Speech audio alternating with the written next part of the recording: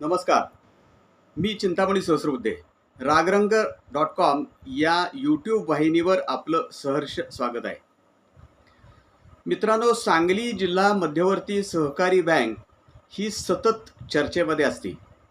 सध्या बँकेचं शतक महोत्सवी वर्ष सुरू आहे, त्यामुळं बँकेतर्फे वेगवेगळे कार्यक्रम केले जात आहेत आणि बँकेचे अध्यक्ष मानसिंगराव भाऊ नाईक असतील किंवा बँकेचे सर्व संचालक आणि व्यवस्थापन मंडळ हे सातत्यानं असं सांगतायत की बँकेचा कारभार अतिशय चांगला चालू आहे, बँकेच्या ठेवी वाढलेल्या आहेत, बँकेचं कर्ज वाटप चांगलं आहे, वसुली चांगलं आहे आणि बँकेचं नफ्याचं प्रमाणसुद्धा चांगलं आहे, असं अध्यक्ष मानसिंगराव भाऊ नाईक आणि सर्व संचालक मंडळ वगैरे सांगतात. म्हणजे संचालक म्हणजे बाकीचे संचालक कोण बोलतच नाहीत, फक्त मानसिंगराव भाऊ नाईक हेच पत्रकार परिषद घेतात आणि बोलतात.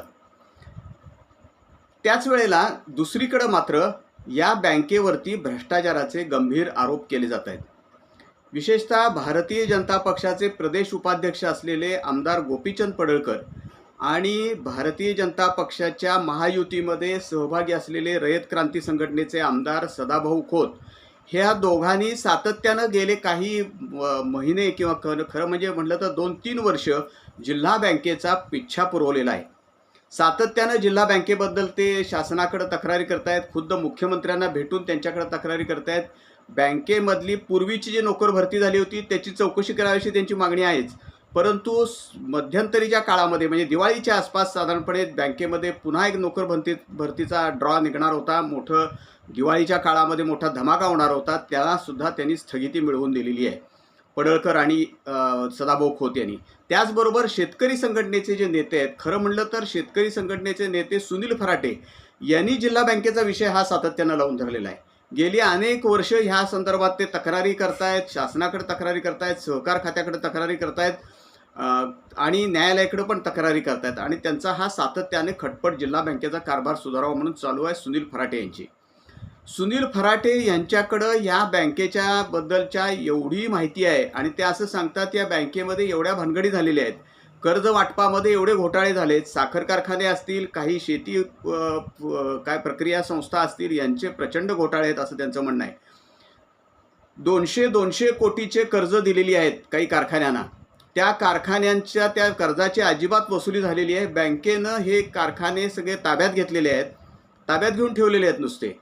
प्रत्यक्षात बँकेनं कोणतीही कारवाई केलेली नाही, कारण त्या बँकेच्या त्या ताब्यात घेऊन त्याचा काहीच उपयोग नाही, बँकेची वसुलीही काही नाही त्यामुळं, असं सुनील फराटे यांचं म्हणणं आहे. आता या बँकेच्या संदर्भामध्ये यापूर्वी अनेकदा चौकशी झालेली आहे. विशेषतः जी सहकार खात्यातर्फे जबाबदारी निश्चित करायची यासाठीची चौकशी यापूर्वी झालेली आहे आणि त्यावेळेला साधारणपणे 50 कोटीच्या आसपास रक्कम ही संचालक मंडळाकडून आणि व्यवस्थापक मंडळाकडून वसूल करावी असा अहवाल प्राप्त झालेला आहे, शासनाला प्राप्त झाला आहे आणि सहकार खात्यालाही प्राप्त झालेला आहे. परंतु तो सुद्धा ती जी चौकशी होती आणि ती जी जबाबदारी निश्चित करण्याची रक्कम फार कमी आहे अशी तक्रार सुनील फराटे आणि या सर्वांनी, पडळकर आणि सदाभाऊ खोत यांनी केल्यानंतर पुन्हा एकदा त्याची फेर चौकशी करण्यात आली आणि आता जवळजवळ 91 ते 92 कोटी रुपयाची वसुली ही करून घ्यावी संचालक मंडळाकडून, व्यवस्थापक मंडळाकडून, असं त्या अहवालामध्ये येणार आहे असं फराटे यांचं म्हणणं आहे. आता ह्या बँकेच्या चौकशी संदर्भात निवृत्त न्यायाधीश मखरे यांचीसुद्धा नियुक्ती झालेली आहे अशी माहिती स्वतः आमदार पडळकर, आमदार खोत आणि सुनील फराटे यांनी अनेक वेळेला दिलेली आहे. परंतु एकंदर जर आपण पाहिलं तर बँकेच्या चौकशीबाबत शासन काही फार गंभीर आहे असं दिसत नाही, अशी तक्रार आहे अनेकांची, किंवा अशी एक भावना निर्माण झालेली आहे की फार मोठी काही तक्रार हे गडबड शासन करतंय असं दिसत नाही. खुद्द सांगली जिल्ह्याचे पालकमंत्री चंद्रकांतदादा पाटील यांनी यापूर्वी जिल्हा बँकेची चौकशी केली जाईल, बँकेवरती कठोर कारवाई केली जाईल भ्रष्टाचाराबद्दल असं अनेकदा जाहीर केलेलं आहे. विशेषतः महापालिकेच्या आणि जिल्हा परिषदेच्या निवडणुकीच्या आधी भाजपचे जे मेळावे झाले त्याच्यामध्ये स्वतः चंद्रकांतदादा पाटील यांनी जाहीर केलं. एवढंच नव्हे तर त्यांनी या संदर्भात पाठपुरावा करण्यासाठी आमदार सत्यजित देशमुख यांना सुद्धा सांगितलं, तसंच आमदार सदाभाऊ खोत यांना सुद्धा सांगितलं की तुम्ही पाठपुरावा करावा म्हणून. परंतु प्रत्यक्षात अजून शासनाकडनं काही कारवाई झाली आहे असं दिसत नाही. आता शासन ही कारवाई का करत नाही, तर असं एक कारण सांगितलं जातं की या सगळ्यामध्ये एकतर या संचालक मंडळ जे सध्याचं विद्यमान संचालक मंडळ आहे ते बरखास्त करावं अशी आमदार पडळकर, आमदार खोत आणि सुनील फराटे यांची मागणी आहे. परंतु या संचालक मंडळाची मुदतच साधारण ऑक्टोबर अखेर संपते आणि साधारणपणे दिवाळीच्या आसपास किंवा दिवाळीनंतर या संचालक मंडळाच्या निवडणुका होणार आहेत.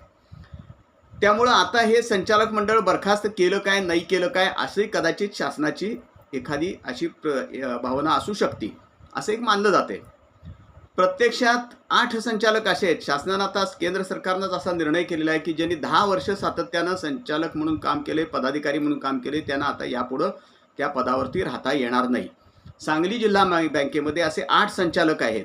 त्याशिवाय ही कर्ज प्रकरणं आहेत, अनेक कर्ज थकीत प्रकरणं आहेत. एका संस्थेला तर बँकेनं दिलेलं कर्ज वसूल झालं नाही म्हणून ती संस्था बँकेनं आपल्या ताब्यात घेतली आहे, पण ती संस्था खाजगीरित्या चालवली जाते असं फराटेंचं म्हणणं आहे. म्हणजे हा अजब प्रकार आहे. त्यामुळं या सगळ्या प्रकारांमुळं ही जी वसुली आहे, त्यानंतर अनेक कर्ज देण्याचे प्रकार घडलेले आहेत.